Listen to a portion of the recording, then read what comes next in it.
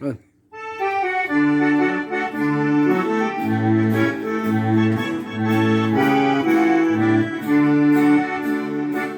Porque é gaúcho, já foi bem feliz no mundo. É por gaúcho que tive muito valor e tenho dado muitos bons tiros de laço em campo alheio, em campeira de amor. Até as próprias gauchinhas também sabem.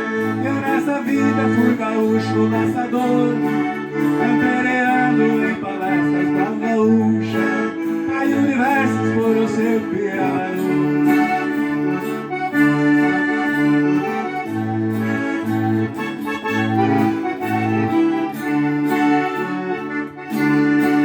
A minha gaita eu comparo com o cavalo, o cordas dela eu comparo com o arreio, e o teclado da gaita serve de campo, e os meus dedos são cachorro no floreio. E quantas vezes em campeira de amor puxei na gaita quando parei e rodei, as gauchinhas ficavam rodeando e o gaúcho ia laçando no orelha. Os gauchinhos ficavam rodeando e o gaúcho ia laçando no orelha.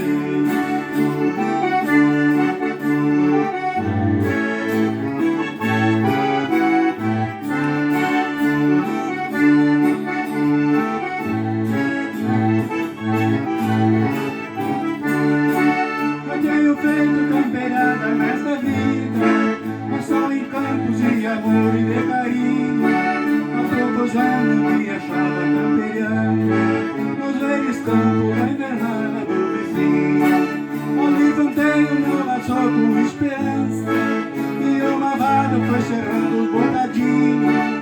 Foi agarrar uma gaúcha na espalda que foi no laço pra dentro do meu ranchinho.